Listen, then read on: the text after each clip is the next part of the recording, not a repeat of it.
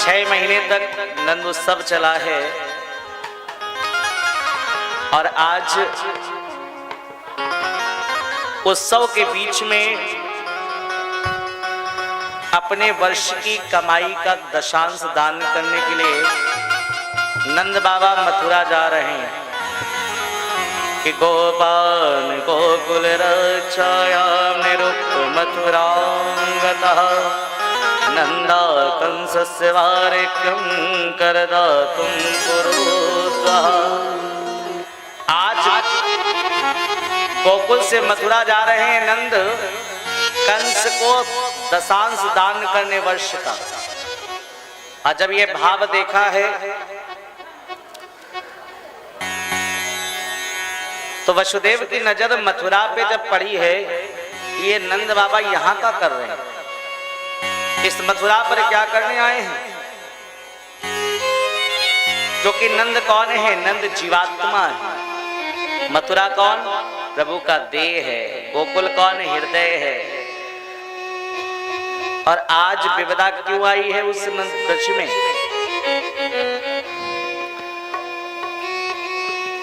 नंद बाबा को देख करके वसुदेव कहते हैं, अरे नंद तुम इस मथुरा में क्या कर रहे हो? तुम्हें तो उस लाला के पास होना चाहिए। और मैंने कल स्वप्न देखा है कि उस ब्रज में विपत्ति आने वाली है।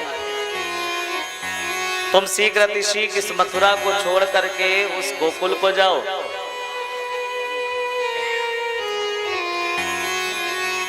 मथुरा पहुंचने वाले ही थे और जब उस कंस के मथुरा पर ये समाचार सुनाया है वसुदेव ने कि उस गोकुल में विपत्ति आने वाली है, जिस विपत्ति को दूर करने के लिए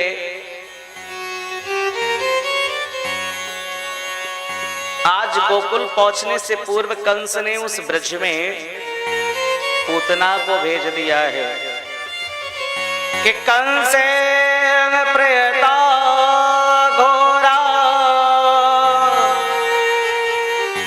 पूतना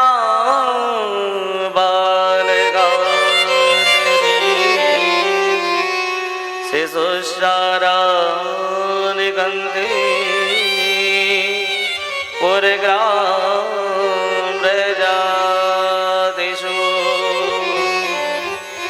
कंसेन प्रियता घोरा पूतना बालघातनी।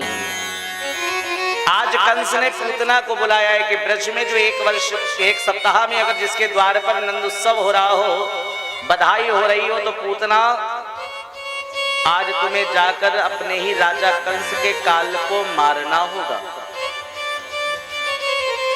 पूतना कहती है क्यों कंस? बोले वो देवकी वसुदेव का 8वां काल है, अगर तुमने नहीं मारा तो वो उस मथुरा पर पहुंच चुका है। लेकिन तुम अगर पूतना ऐसे बन के जाओगी तो तुम्हें उस ब्रज में जाने नहीं दिया जाएगा, क्योंकि विशाल काय राक्षसी है। कमरे में बैठ के खींच लिया करो गौरव जी, 12 घंटे मिलते हैं। हर चीज हर जगह शोभा नहीं देती।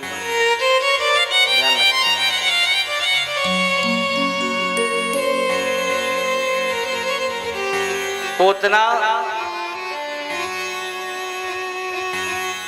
गोकुल जाने से पूर्व विशालकाय राक्षसी है।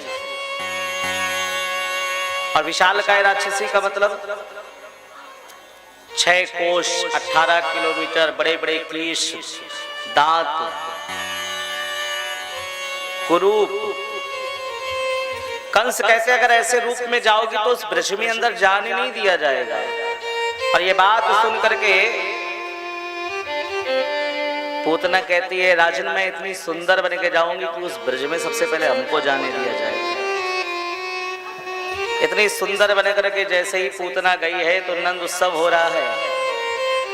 पूतना ने लाला को पालने में जाते ही जब देखा तो प्रभु ने नेत्र बंद कर लिए, और नेत्र बंद करने के उपरांत जैसे ही गोदी पे लिया है और ले जाकर के वन की ओर गई है, प्रभु का वात्सल्य बाल रूप देख करके पूतना आनंदित हो गई और आनंदित होकर के क्या भाव रख रही, इस सुंदर सौंदर्य रूप को मैं कैसे मारूं।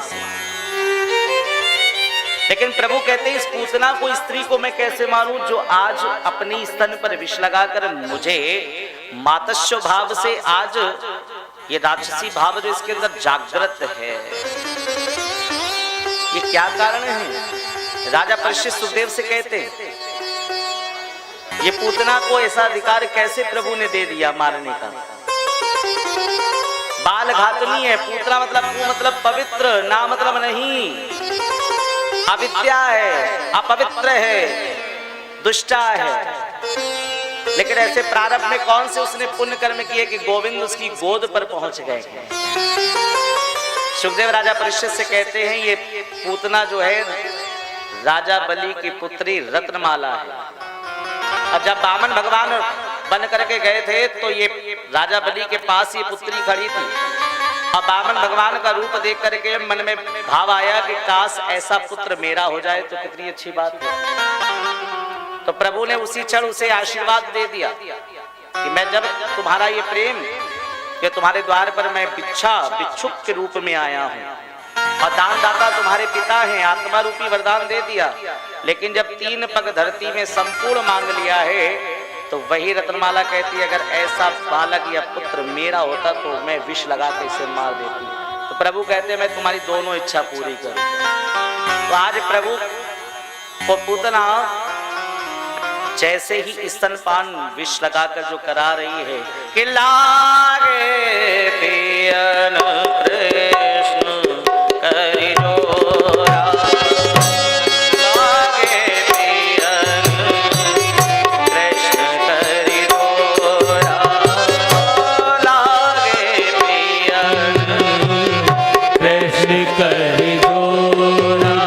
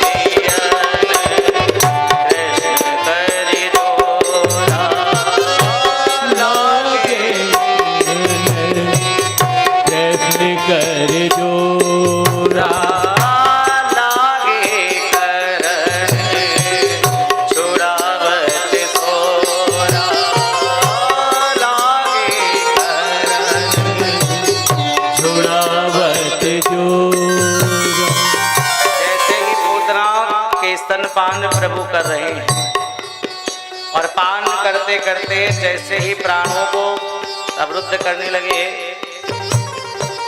आज पूतना कह रही है मुंच मुंच छोड़ दो प्रभु।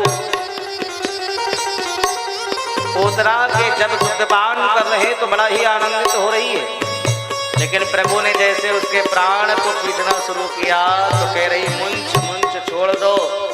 लाला कह रहे है मौसी हमारे अंदर एक खास आदत है, हम जिसको एक बार पकड़ लेते हैं तो छोड़ते नहीं।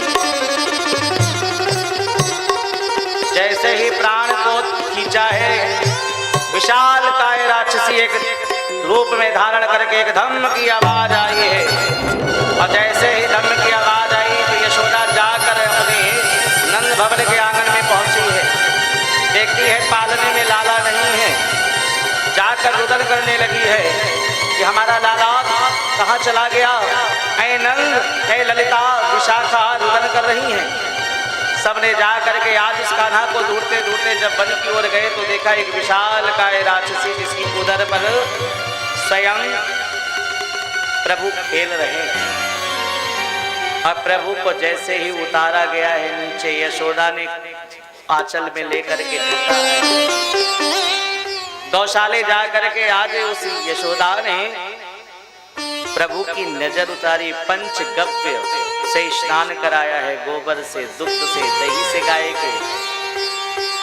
पता नहीं कैसी दुष्टा राक्षसी ने मेरे पुत्र पर नजर डाल दिया होगा।